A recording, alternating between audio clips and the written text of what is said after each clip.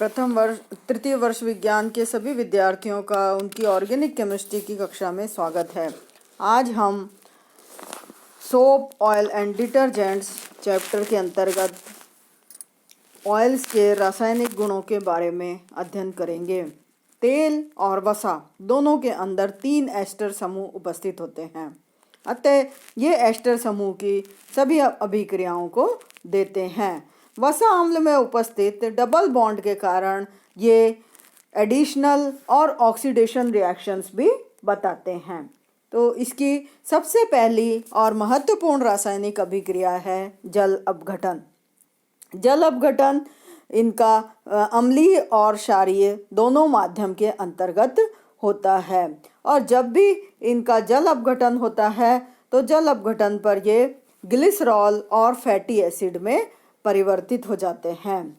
Biological system में यदि देखें तो छोटी आंत के अंदर लाइपेज एंजाइम की उपस्थिति में ट्राइग्लिसराइड्स यानी ऑयल वगैरह जो है वो डिसोसिएट होते हैं, और डिसोसिएट होने के बाद जल अपघटित होकर के फैटी एसिड और ग्लिसरॉल का निर्माण करते हैं। यानी बायोलॉजिकल सिस्टम के अंदर भी ट्राइग्लिसराइड अपघटित होकर फैटी एसिड और ग्लिसरॉल बनाते हैं, और सामान्य रासायनिक अभिक्रिया में भी ये ट्राइग्लिसराइड डिकम्पोज होकर के जल की उपस्थिति में जल अपघटन होने के पश्चात ग्लिसरॉल और फैटी एसिड का निर्माण करते हैं। जो फैटी एसिड बनते हैं वो फैटी एसिड यदि सिंपल ग्लिसरॉइड है, यानी कि तीनों जो ग्रुप जुड़े हुए हैं, तीनों एल्किल ग्रुप यदि एस्टर में समान है तो वो एक ही वसा अम्ल मिलेगा, परंतु यदि तीनों अलग अलग हैं तो 3 अलग अलग प्रकार के फैटी एसिड का मिक्सचर प्राप्त होता है। दूसरी इसकी रासायनिक अभिक्रिया है सपोनिफिकेशन या साबुनीकरण। साबुनीकरण में यदि ट्राइग्लिसराइडों को सोडियम हाइड्रोक्साइड की उपस्थिति में जल अपघटित करवाया जाता है तो ग्लिसरॉल और वसा अम्लों के सोडियम या पोटेशियम लवण प्राप्त होते हैं, जिन्हें हम साबुन कहते हैं। तो यहाँ पर ये है क्षारीय माध्यम में जल अपघटन। तो स्क्रीन पर आपको इसकी रासायनिक अभिक्रिया दिखाई दे रही है कि एक ग्लिसरॉइड 3 मॉलिक्यूल सोडियम हाइड्रोक्साइड के साथ अभिक्रिया करता है, और अभिक्रिया करने के पश्चात ग्लिसरॉल का निर्माण करता है और लवणों का एक मिश्रण प्राप्त होता है, जिसको कि हम सोप कहते हैं। मिलने वाले सोप की क्वालिटी और सोप की मात्रा डिपेंड करती है कि किस तरह का हमने ग्लिसरॉइड या किस तरह का ऑयल हमने काम में लिया है। तो यहाँ पर जब हाइड्रोजनीकरण होगा तो पहली रासायनिक अभिक्रिया में आप देखिए CH2OCOR सिंगल बॉन्ड CHOCOR' और फिर CH2COOR'। जब ये डिकम्पोज होता है तो RCOONA प्लस R'COONA और प्लस R'COONA 3 तरह के उसके अलग अलग एल्काइल ग्रुप वाले सोडियम साल्ट बनते हैं। तो इस तरह से जो लवण का मिश्रण है वो साबुन का रूप में कहलाता है। इसको बनाने की मुख्य रूप से 2 विधियां होती हैं, एक गर्म विधि होती है और दूसरी ठंडी विधि होती है, जिसके बारे में हम आगे बात करेंगे। यदि हम इसी तरह से डिफरेंट अनसैचुरेटेड फैटी एसिड लिए जाए तो अनसैचुरेटेड फैटी एसिड के एस्टर का भी सोडियम हाइड्रोक्साइड के उपस्थिति में डिकम्पोज करने पर ग्लिसरॉल बनता है, और अनसैचुरेटेड फैटी एसिड के सोडियम साल्ट्स का निर्माण होता है।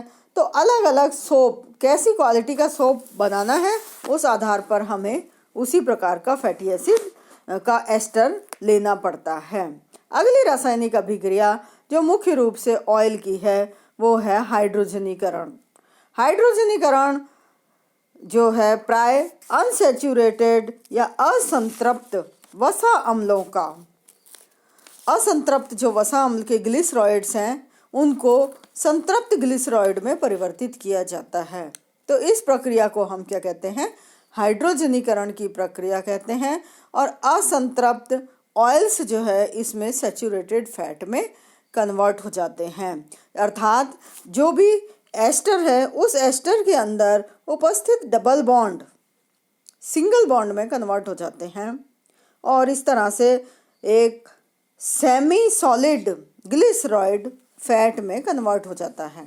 ज़्यादातर ये अभिक्रिया निकल कैटलिस्ट की प्रेजेंस में होती है और ये जो है वो फैट या घी की तरह से दिखाई देता है, इसीलिए हम इसे वनस्पति घी के नाम से जानते हैं। तो ये जो है अर्ध ठोस ग्लिसरॉइड वसा में परिवर्तित हो जाता है। जैसे ग्लिसरील ट्राइओलिएट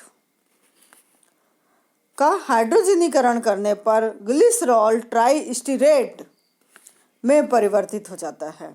तो ये ठोस होता है और ठोस वसा के रूप में प्राप्त हो जाता है। ये प्रक्रिया निकिल उत्प्रेरक की उपस्थिति में होती है।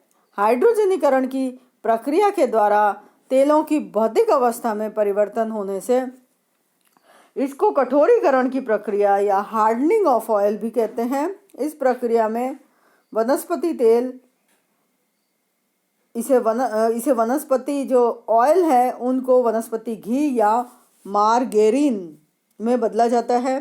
ठोस किए गए तेलों का उपयोग प्राय साबुन और मोमबत्तियां बनाने के काम में आता है।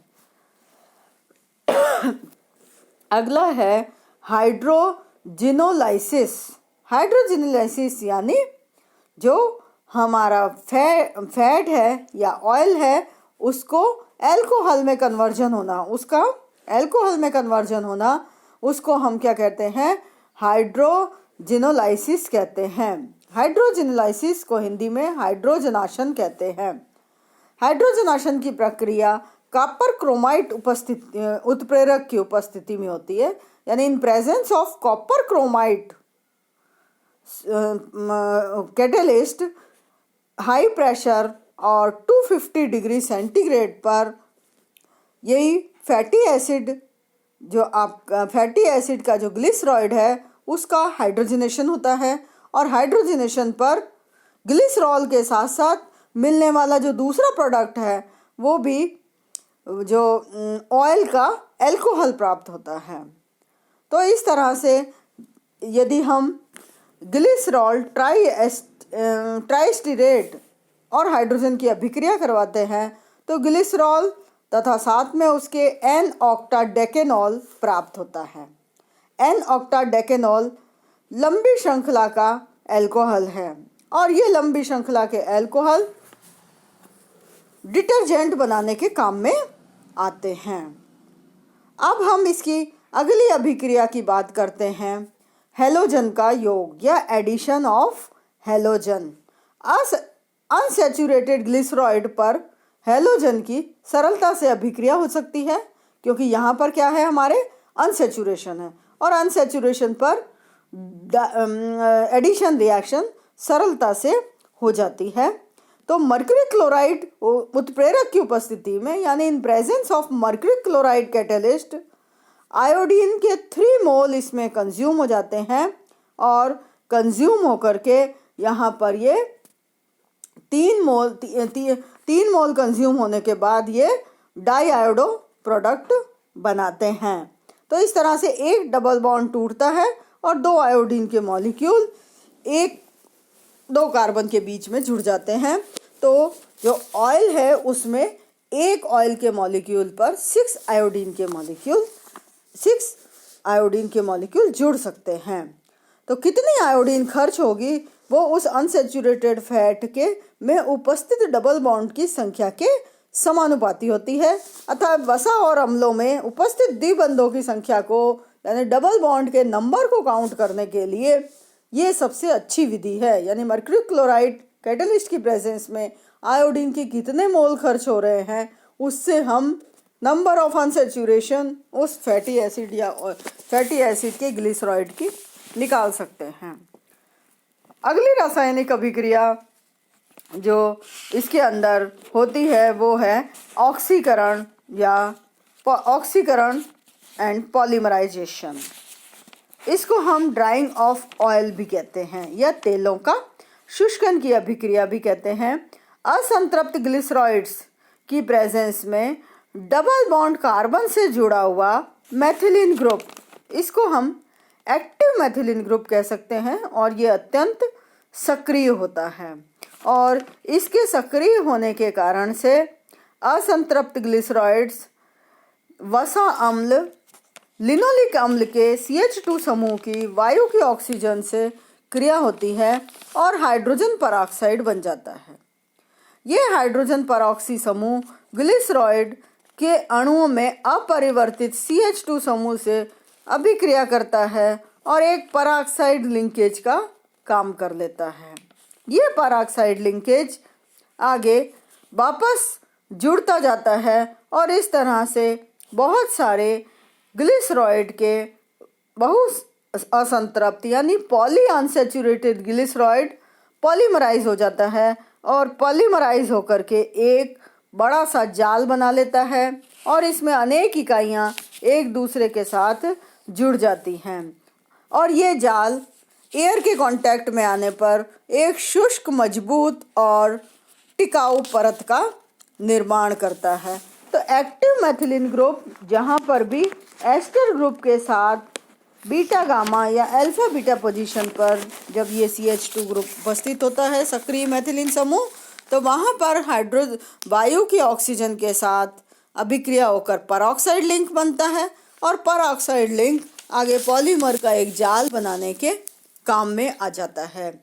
इस कारण से, उपरोक्त कारण से सूखने वाले तेल, ड्राइंग ऑयल्स को पेंट और वार्निश में माध्यम के रूप में प्रयुक्त किया जाता है और इस शुष्कन की प्रक्रिया को तेज करने के लिए कुछ कैटलिस्ट काम में लिए जाते हैं, जिनमें लेड और कोबाल्ट के साल्ट काम में आते हैं। तो इस तरह से तेलों के शुष्कन की प्रक्रिया होती है, यानी उसका पहले ऑक्सीकरण होता है और ऑक्सीकरण होने के बाद उसका पॉलीमराइजेशन हो जाता है और पॉलीमराइजेशन होने से ये जो है तेल जो है इसमें पेंट और वार्निश के रूप लिए काम में आते हैं, लेड और कोबाल्ट के साल्ट के साथ।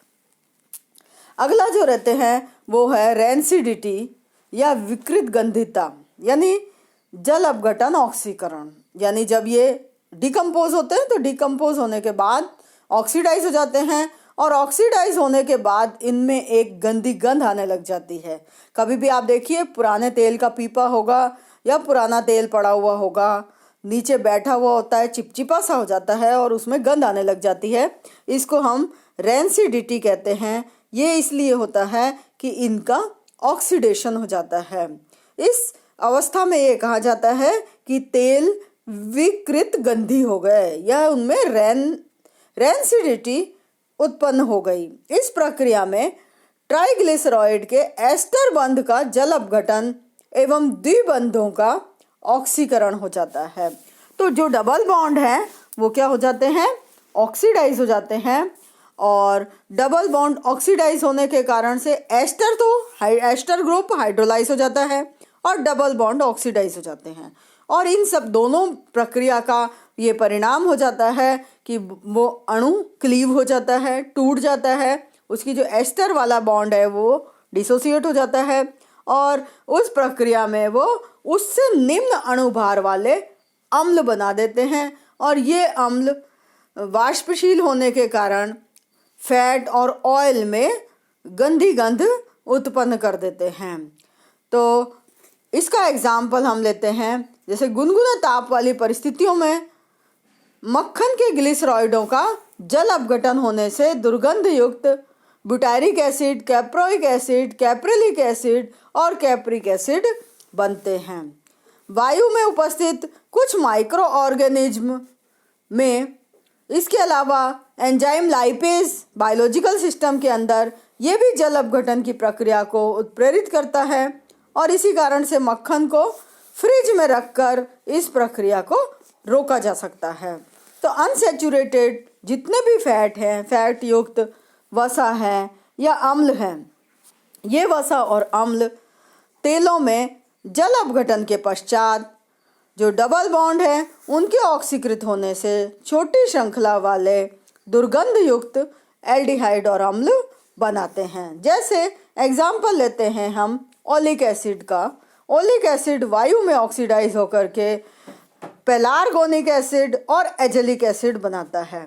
ये पेलार्गोनिक एसिड और एजेलिक एसिड दोनों गंध उत्पन्न करते हैं। तो इस तरह से ओलिक एसिड वायु में रखने पर डिकम्पोज हो जाता है। इसलिए फैट के प्रिजर्वेशन के लिए एंटीऑक्सीडेंट मिलाए जाते हैं और एस्कॉर्बिक एसिड और विटामिन ई दोनों मुख्य रूप से एंटीऑक्सीडेंट का कार्य करते हैं। तो इस प्रकार से ये फैट और ऑयल्स की रासायनिक अभिक्रियाओं के बारे में हमने बात किया।